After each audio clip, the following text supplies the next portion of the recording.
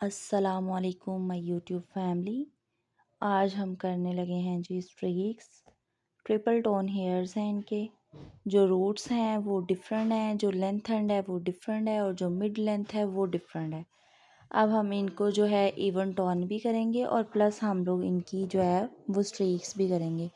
Sectioning हमने कर ली है जो कि मैंने की है 4 पार्ट्स में। Crown area year two year और जो बैक है उसको फुल पार्ट को मैंने 2 पार्ट्स में डिवाइड करके ब्रेड्स कर ली हैं सेक्शनिंग की। और अब हम फाइल एप्लीकेशन करने लगे हैं। ठीक है। और मटेरियल जो मैंने बनाया है वो मेरे पास ब्लॉन्डर है और उसको मैंने 40 वॉल्यूम में मिक्स किया है। और ये सारी जो मिक्सिंग और चीज़ें हैं वो मैं आपको नहीं दिखा सकी, क्योंकि मेरे पास कोई प्रोफेशनल पर्सन नहीं है मेरी वीडियो बनाने के लिए। जो भी करना होता है मैंने खुद ही करना होता है। बीच में मैंने क्लाइंट्स को भी डील करना होता है, क्योंकि अल्हम्दुलिल्लाह अल्हम्दुलिल्लाह माशाल्लाह से मेरा एक रनिंग सैलून है और मैं ये अपने सैलून की टाइमिंग में ही क्लाइंट के हेयर्स की वीडियो बना रही हूँ। कोई प्रोफेशनल पर्सनल जो है वो वीडियो शूट नहीं कर रही। मैं सारा काम जो है वो अपने वर्किंग आवर्स में ही कर रही हूँ। और जो मटेरियल है वो आप देख सकते हैं कि मैंने रूट से हाफ इंच छोड़ के एप्लीकेशन किया है। उसका रीज़न ये है कि इस प्रोसेस से, इस तरीके से आपके बाल कभी डैमेज नहीं होते, कभी हेयर फॉल नहीं होता, कभी कोई प्रॉब्लम नहीं होता आपके हेयर्स में। ठीक है। और ये सारी चीज़ें जो होती हैं ये बहुत इम्पॉर्टेंट होती हैं जब आप एक प्रोफेशनल प्रोसेस से गुज़र रहे होते हैं। उससे भी ज़रूरी चीज़ ये होती है कि आपकी परफेक्ट सेक्शनिंग।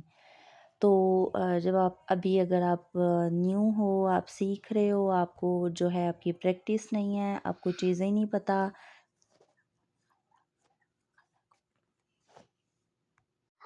तो जब आप सीख रहे होते हैं आपको चाहिए कि आप अपने घर में अपनी मदर के, अपनी सिस्टर के, अपनी नंद के, अपनी भाभी के, जो भी आपके पास अवेलेबल हो, जो आपकी सक्सेस को देख के खुश हो रहा हो, जो आपके साथ कोऑपरेट कर रहा हो, जिसको आपको सिखाने में, आपको सीखता देखने में खुशी मिल रही हो, उसे अपनी इस सारी जो है जर्नी उसमें उसे शामिल करें, उसके साथ शेयर करें, उसके हेयर्स पे प्रैक्टिस करें।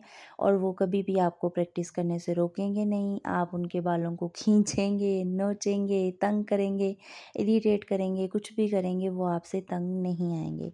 क्योंकि मुझे पता है मैं भी जब सीख रही थी तो मुझे भी कोई पर्सन चाहिए होती थी जिस पे मैं प्रैक्टिस करूँ, मेरी परफेक्ट जो है वो एप्लीकेशन हो, फास्ट एप्लीकेशन हो। मुझे आज भी याद है कि जब मैं सीख रही थी तो एक फ़ॉइल लगाते हुए हाथ काँपते थे और 10 दफ़ा जो है उसको सोचते थे कि यार ये सही लग रही है या नहीं, ये कहीं कुछ गड़बड़ तो नहीं हो रहा, कहीं कुछ मिस्टेक तो नहीं हो रहा।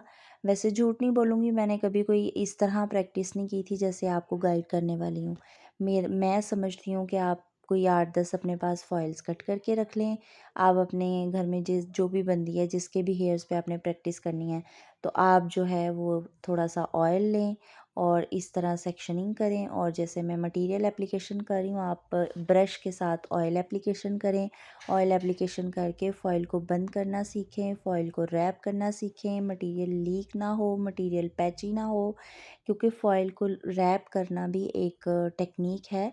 मैंने अक्सर बड़े-बड़े एक्सपर्ट लोगों को देखा है जो घंटों लगाते हैं फ़ॉइल एप्लीकेशन करने में, उसके बाद उससे भी ज़्यादा टाइम फ़ॉइल को रैप करने में लगाते हैं। फिर मैंने देखा है टिश्यू लपेटे होते हैं, पिन अप किया होता है। अल्हम्दुलिल्लाह अल्हम्दुलिल्लाह माशाल्लाह मैंने कभी ना फ़ॉइल्स को पिनें लगाई हैं, ना टिश्यू लगाए हैं, ना रैप किया है। मैंने कभी इस तरह का कोई भी प्रोसेस नहीं किया।